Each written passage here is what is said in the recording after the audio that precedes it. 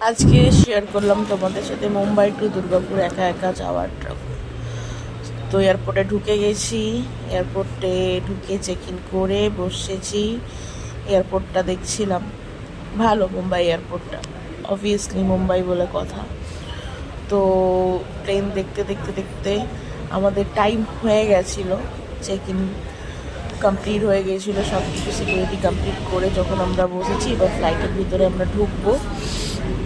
তো আস্তে আস্তে টিকিট চেক করে ফ্লাইটের ভিতরে ঢুকাচ্ছিল, যদিও আমি আগে একবার চেপেছি। তো একা একা ট্রাভেল আগেও করেছি, কিন্তু তোমাদের সাথে শেয়ার করি। তো ফ্লাইট ল্যান্ড করে গেছে, এবারে আমরা আস্তে আস্তে বাড়ির পথে, আমি আমার বাড়ির পথে এগোই। তো দেখছি ব্যাগটাও, আমাদের ব্যাগ কীভাবে যাচ্ছে। আমি বেরিয়ে গেছি, বাইরে দাঁড়িয়ে আছে আমার মা, বোন আর আমার ছোট্ট একটা ভাইপো। তো তাদের সাথেই তোমাদের পরিচয় করিয়ে দেবো আস্তে আস্তে। তো চলো বেরিয়ে পড়লাম, ভীষণ মজা হচ্ছে। একা একা 6 মাস পর বাড়ি ফিরেছি বলে কথা, 6-7 মাস পর।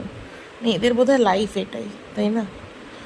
তো এই একটু ঘুরে ঘাড়ে দেখছিলাম এয়ারপোর্টটা, আগে দেখেছি বাট নিজের জায়গা তো। তুই এত বড় হয়ে গেছিস? থেকে ছোট্ট মায়ের হাত ধরে এসছে আমার সাথে দেখা করবে বলে।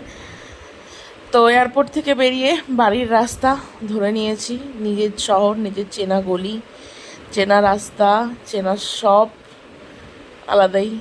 কাজের সূত্রে বাইরে থাকা হাজব্যান্ডের জন্য এই আমার সবথেকে প্রিয় জায়গা, আমার বাড়ির পথে।